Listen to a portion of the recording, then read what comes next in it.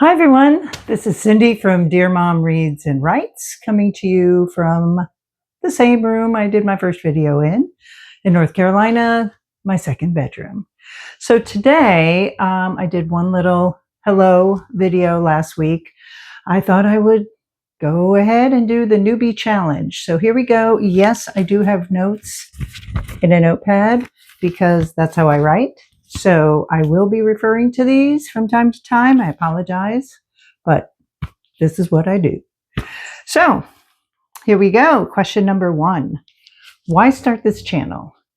Well, I think I'll repeat what many people say, but it's community, conversation, getting books out into the world even more than they already are together, and finding out about books I never would have imagined or thought about. So really it starts with community. And I've recently moved to a new town or city in North Carolina and don't really have a lot of acquaintances, even though I work in the library. I work in the children's library. So we are often talking about children's books, which is fantastic. But I wanted to embrace a community to talk about adult topics and books and stories. And honestly, it's just about storytelling. It's stories. I love stories. I've always loved stories. So yeah, that's why I'm here. Question number 2. Oh, I want to go back to question number 1. Also, I wanted to add to the population that seems to be, at least from my not very scientific study, that there are few of us on here who look like me. Well, with white hair, older women. So here I am adding to that population, and that's another reason why I'm here. What fun and unique things do I bring? Well, I think I'll also repeat many other people on here that I weed a lot. Stop. I ramble and I weed. I read a wide variety of books and, very broad reading. And so I think that adds to the conversation, and maybe books that people don't often talk about, maybe older books, new books. I do read new fiction. I'm kind of on a new fiction roll, but it's not as common as some of the other books I read. So also, hopefully, humor, at least funny to me, maybe funny to you, but we'll see how it goes. So fun and lots of books. Yes, I'm turning pages. I apologize if that creates weird noise in the background. What am I most excited for? I think I go back to question number 1, which is engagement. Expanding the discussion of books, getting more books out in the world through these discussions and comments and questions and answers. Expanding that seems like a pretty good thing to me. So, yeah, again, getting books out in the world more. It's wonderful when we read like new authors' first books.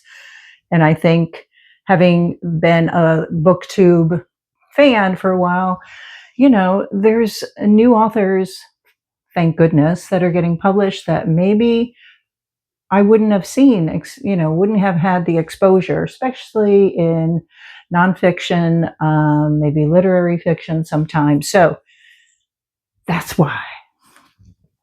Question 4. Why do you love reading?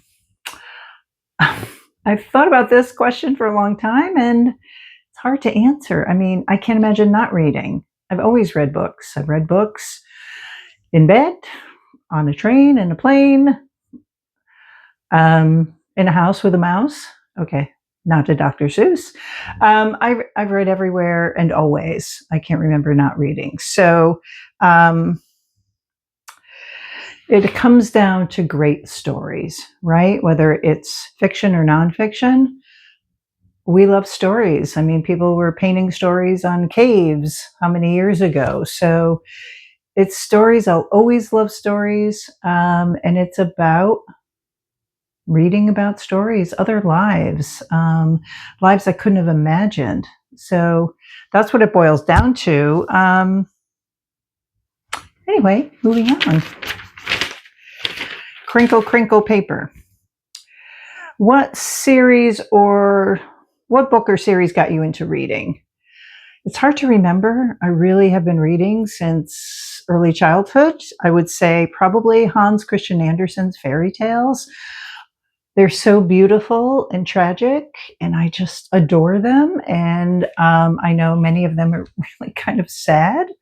But I would say not only Hans Christian Andersen's fairy tales, but, Mother Goose, nursery rhymes. I love the rhythm of language. I love reading out loud. We may do that here a little bit.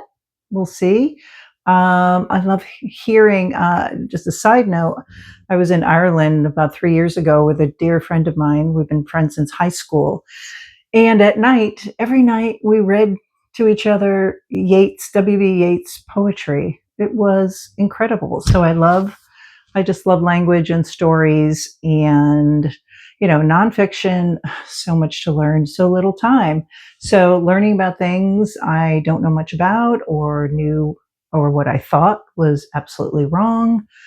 So yeah, and those are stories too. So yeah, it's about great stories. 6. Am I already at 6? I feel like I've skipped something. What questions would you ask your favorite booktuber? I would ask them what surprised them most about doing this, about being a booktuber, about engaging with this wonderful community. What's been the most surprising thing that's happened? And I think I would also ask, how doing this has changed them. What is different? Are there changes in the way they read, what they read, how they think about stories once they've read them? That's what I would ask. So, onward. More paper, more turning. I'm on the wrong page. Here we go. Okay. What challenges will be hard to overcome? Clearly technical things. With time, technical stuff will be sorted out. It's not my main concern. My concern is getting out in the community and talking and rambling, clearly. Getting comfortable in front of the camera. I am an extrovert at heart, but strangely enough, I really don't like being on camera or having my picture taken. So this is a strange leap, but it just feels so right. The timing's right. Let's go. And schedule. So I'm hoping to do one a week, dropping probably Sunday nights because I have a full-time job at the library. Sunday, probably filming Saturday, Sunday editing, and, releasing Sunday night. That's my hope, but we'll see. There's several other questions I might just lump together. When did you start reading? I have no idea. Like I said earlier, it was very young. I don't really remember. The Snowy Day stands out in addition to the fairy tales, but I don't know. Where do you read? Everywhere. Everywhere I can. I always have a book with me in the car, when I'm traveling, at home, on the couch, in a chair, in bed, blah, blah, blah.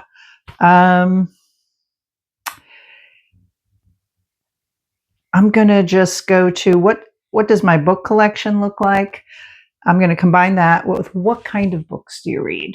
This is kind of hopefully the heart of this whole newbie piece. So epistolary fiction is really, I just adore it. And that started years ago in the 80s when I read Helene Hanff's 84 Charing Cross Road. I think I saw the movie first and I didn't know about the book. And I read the book and was completely, head over heels. So that's when my love of epistolary fiction and nonfiction began and continues forever. I have in my collection, Dear Mom's Library, I have lots of books of letters of my favorite authors. They are so amazing, and insight into the artist's world and maybe mindset, what they were thinking when they were writing some of their great works. So epistolary fiction and nonfiction. It's hard to remember everything when I'm doing this in front of a camera, so I'm looking down.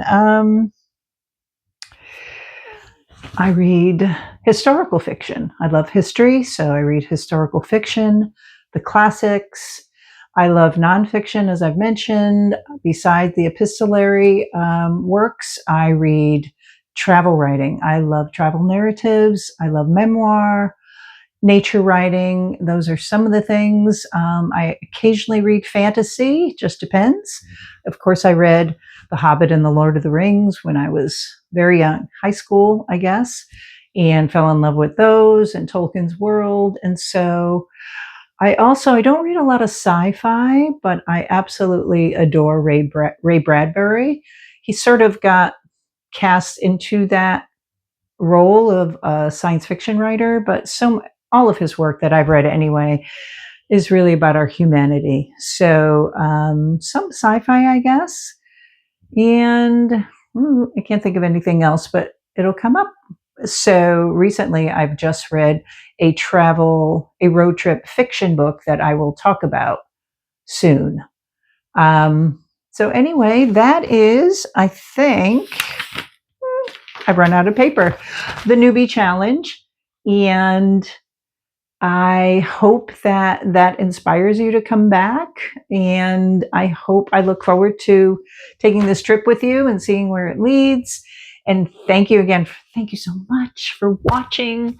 If you subscribe, I'd like to say I'd give you $1 million, but I can't do that, nor in any way legal or actual reality, because I don't have $1 million. So if you subscribe, I will be so happy. I mean, I watch it every day. I watch my other little video every day, and I'm like, ooh, another person. So thank you so much. I look forward to meeting you back here again soon. Bye now.